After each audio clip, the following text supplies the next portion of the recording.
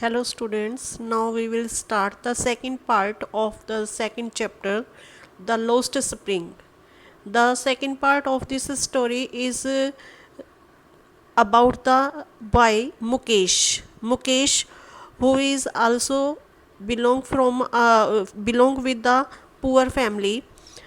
She lived with his elder brother and who was a bangle maker.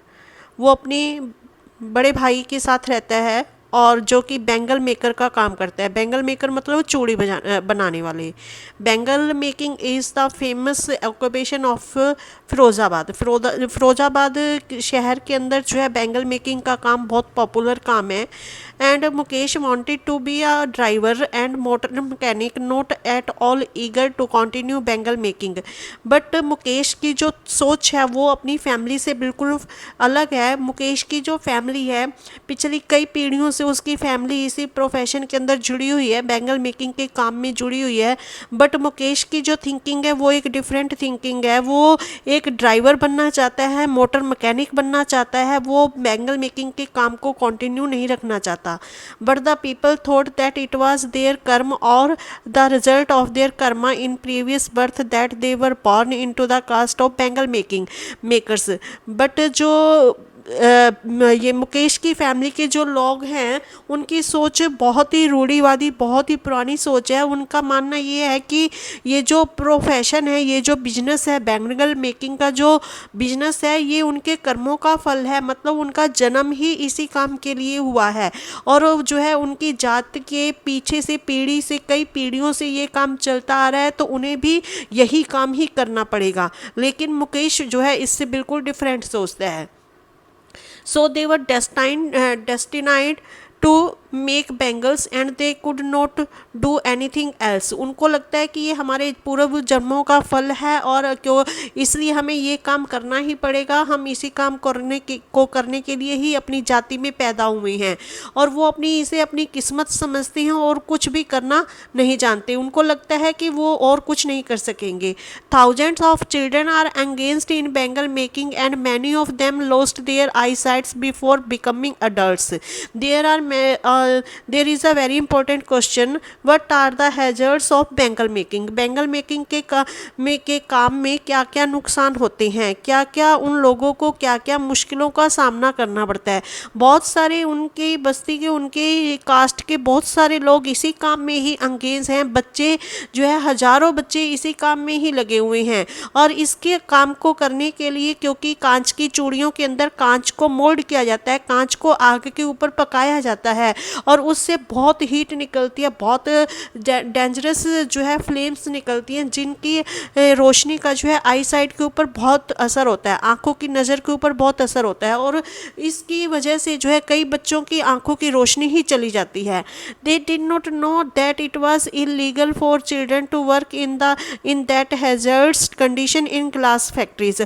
और वो बच्चे इतने इनोसेंस हैं, वो लोग इतने इनोसेंस हैं, उनको नहीं पता कि इस तरीके से बच्चों से इस तरीके की खतरनाक कंडीशन के अंदर कांच की फैक्ट्रीज के अंदर काम करवाना इलीगल है, गैर कानूनी है. उनको नहीं पता कि चाइल्ड लेबर के कानून क्या है, सरकार ने क्या कानून बना रखे हैं. इसलिए जो है छोटे छोटे बच्चे ही अपने पूर्वजों के साथ, अपने बड़ों के साथ इसी काम में छोटी सी एज में ही लग जाते हैं, जिस एज में उनके स्कूल जाने की या खेलने की उम्र होती है. The story is the same in every family. ऐसी जो है स्टोरी लगभग वहाँ फिरोजाबाद की हर फैमिली की देखने को मिलती है.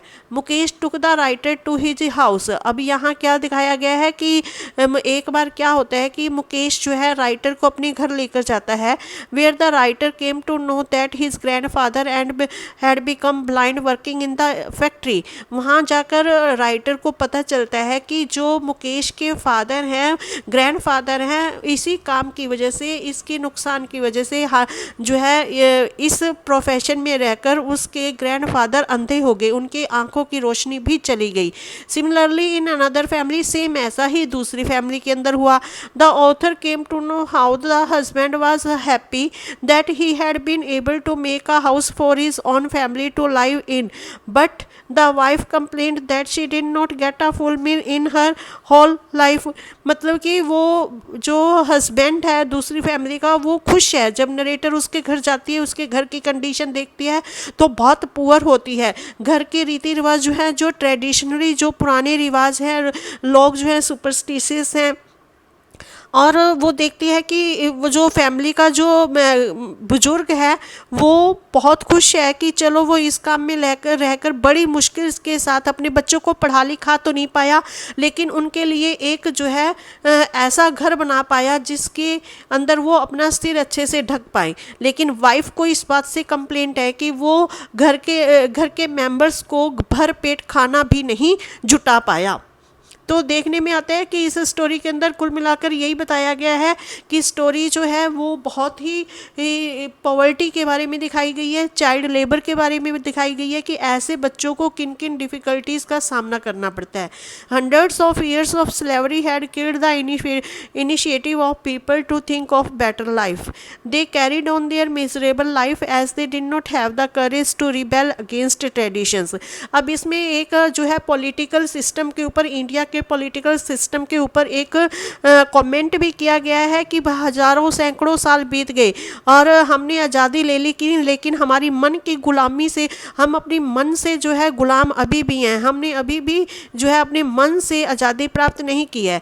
वो कहती है कि उनको जो है अपनी इस मिजरेबल कष्टदायक लाइफ को कंटिन्यू वो आगे वैसे ही बढ़ाते जा रहे हैं, ट्रेडिशनल वे से आगे बढ़ाते जा रहे हैं। उनके अंदर हिम्मत नहीं है कि वो अपनी पुरानी ट्रेडिशंस को, पुराने कल्चर का विरोध कर पाएं और अपने रास्ते को बदल पाएं। They did not have money enough to start their own new kind of enterprises, क्योंकि उनके पास पैसा नहीं है। पैसा नहीं है तो हिम्मत नहीं है, उनके अंदर इतनी हिम्मत नहीं है, उनके पास इतना पैसा नहीं है कि वो एक नए तरीके की लाइफ को शुरुआत करें। If someone dared to start a new life, there were police, middlemen, sahukars and politicians to persecute them। अगर बाई चांस कोई ऐसी हिम्मत करता भी है, अगर कोई सिस्टम के अगेंस्ट आवाज़ उठाने की ज़रूरत करता भी है, तो क्या होता है कि इन झुग्गी जबरदस्तियों के अंदर जो है पुलिस वाले और जो मध्यस्थ लोग हैं, जो बीच का काम पुलिस और सरकार के बीच का काम करते हैं, साहूकार्स जो होते हैं, पॉलिटिशियंस, लीडर्स जो होते हैं, वो उनको जो है उनके ऊपर ऐसा जाल बिछा देती हैं कि उनके अंदर ऐसा उनका विरोध करने की हिम्मत ही नहीं होती। Police, middleman and others would not allow them to take any other vocations. ये लोग जो है उनको ऐसा करने के लिए अलो ही नहीं करते, उनको जो है उनके ऊपर अत्याचार करना, उनको टॉर्चर करना, ज़बरदस्ती जेलों में डालना शुरू कर देती हैं। Justice after all is the right of the rich and the powerful. कहते हैं कि इन सारी चीज़ों का हक तो किन लोगों के पास है? आवाज़ उठाने का, अपने हक के लिए लड़ना किन लोगों के पास है? ये अधिकार ओनली रिच लोगों के पास।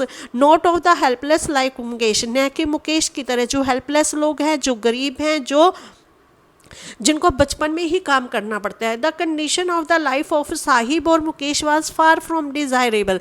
अब जो साहिब है और जो मुकेश है, दोनों करेक्टर इस लेसन के अंदर ऐसे दिखाए गए हैं, मतलब जो उनके सपने तो बहुत बड़े बड़े हैं, लेकिन वो अपनी सपनों को अपनी इच्छा के अकॉर्डिंग जो है उनको पूरा नहीं कर पाते, वो अपने सपनों से बहुत दूर हैं। डिज़ायरेबल का मतलब होता है जैसी इच्छा, वो जैसा जीवन वो बिताना चाहते हैं। It should not be allowed to continue, उनको ऐसा जीवन जीने के लिए लो ही नहीं किया जाता। But some people must bell the cat. The writer was happy when he came to know that some young man like Mukesh was ready to take the plunge, rebel against the condition and start a new life. जैसा हमने इसमें इस lesson में इस story के second part में मैंने बताया कि जो मुकेश था उसकी जो थिंकिंग थी वो अपनी फैमिली से बिल्कुल डिफरेंट था। वो अपने ट्रेडिशनल प्रोफेशन को नहीं अडॉप्ट करना चाहता था। तो इस बात को लेकर स्टोरी जो राइटर ने लिखी, इस स्टोरी के करैक्टर के मुकेश के बारे में जानकर राइटर बहुत खुश होती है कि जब मुझे पता चला कि जो मुकेश है उसकी सोच उससे अलग है, उसने अपने फैमिली ट्रेडिशन से हटकर कुछ सोचने का स्टार्ट करने के बारे में सोचा है। तो इस बात से जो है राइटर को बहुत खुशी होती है। तो इस स्टोरी के अंदर बच्चों हमने देखा कि दो डिफरेंट कैरेक्टर्स हैं, साहिब और मुकेश, लेकिन जिनकी प्रॉब्लम्स सेम हैं। अगर हम टोटल इस स्टोरी के थीम को देखें तो इस स्टोरी के पीछे थीम जो है वो उसका थीम क्या है?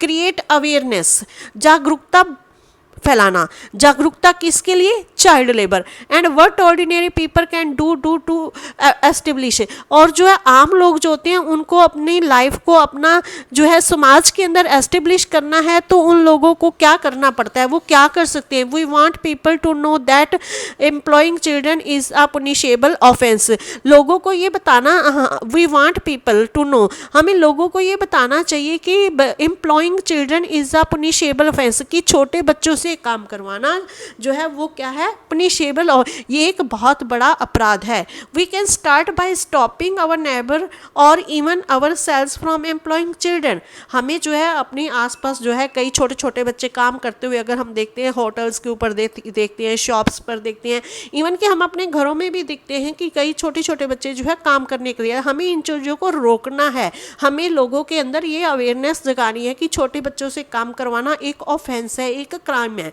We can start by finding the child a school, हमें ऐसे बच्चों के लिए स्कूल खोलने चाहिए, हमें ऐसे बच्चों के लिए स्कूल्स का पता करना चाहिए, बच्चों को मोटिवेट करना चाहिए स्कूल जाने के लिए।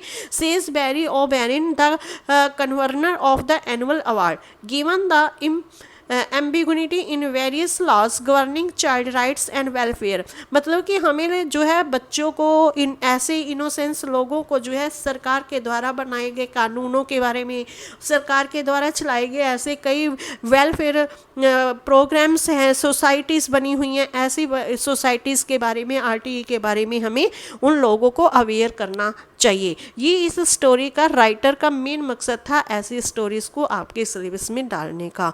तो हमें इससे क्या सीखने को मिला, क्या स्किल मिली, कि child labour is a very big offence, so we should stop it and we should follow this theme of this story. Okay, now you will learn questions and you have to complete the assignment of complete this chapter.